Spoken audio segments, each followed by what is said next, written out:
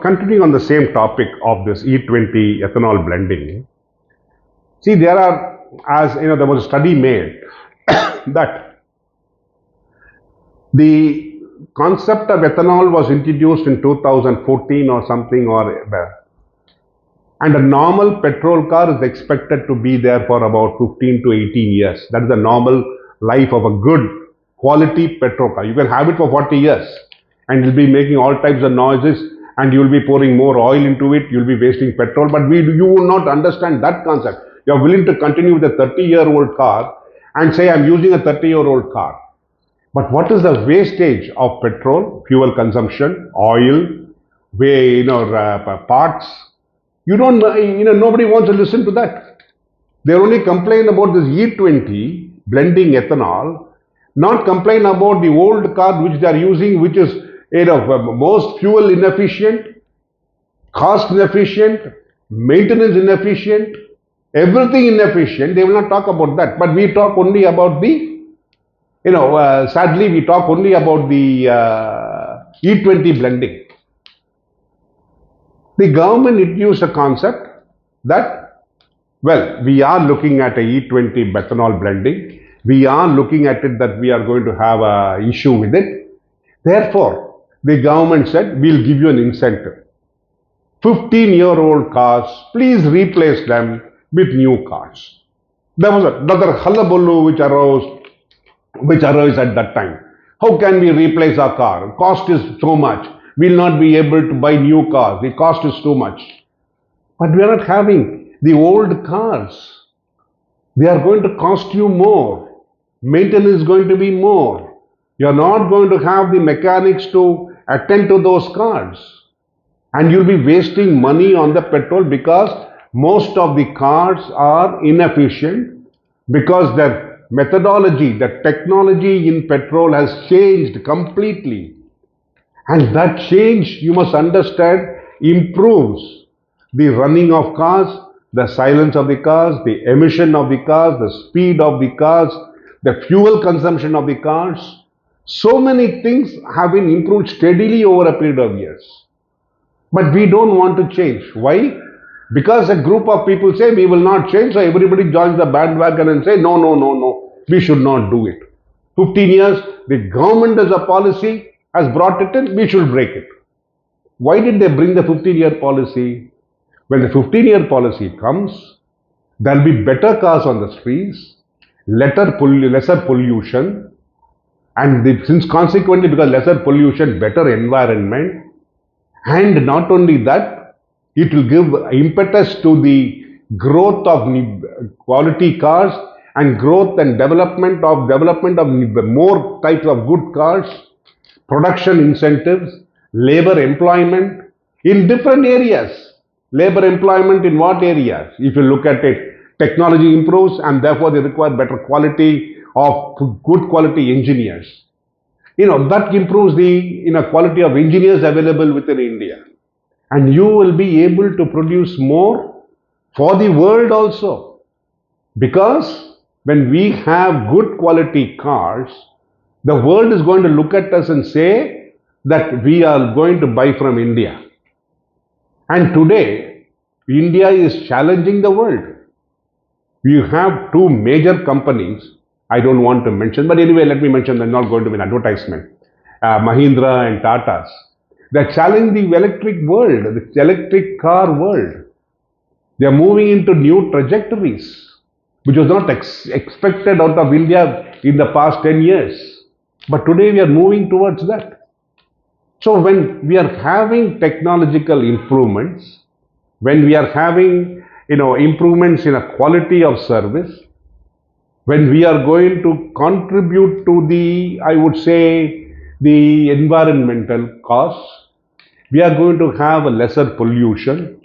As and when the ethanol blending takes place, as and when there's an improvement in the efficiency of the engine, all these contribute to major things. The environment, look at it. First look at the environment. When the environment improves, who benefits? Not the government. You personally benefit. Your child benefits.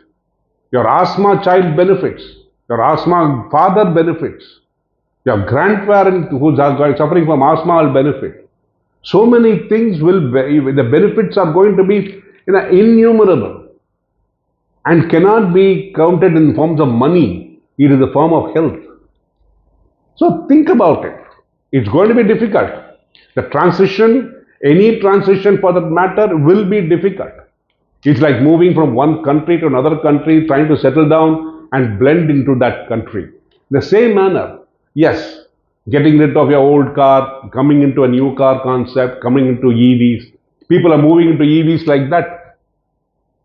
Originally, only petrol cars. Today, people say, hey, if I can save on fuel, I'll go for an EV. If I'm going to, if that happens, you're going to have a lesser pollution.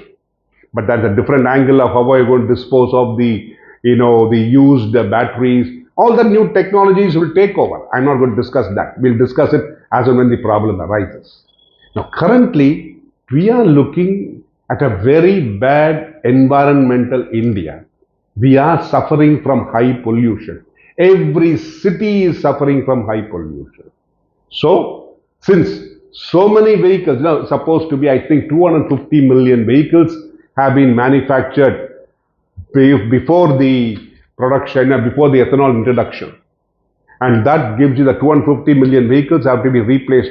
It cannot be done in 1 year. It's going to take at least 5 to 6 years for the 250 million vehicles to be replaced. But as and when they get replaced, and improvements in technology also happens in petrol engine, diesel engines, EV engines, you are going to see a different, you are going to feel different in the performance of the car and the performance of your health because the environmental problem also. So I think that let us get this negativity out of our thought process. We always look at and say the US is very clean, Japan is very clean, Australia is very clean. Why? Because their population is less and they have gone into these new type of technologies. They have new technology quality engine cars and therefore their environment is good. But India, you must understand, we have a problem with the population. We are producing in Australia every year of engineers. That is the kind of population problem we are facing. When we are having a population problem, let us use the population problem positively.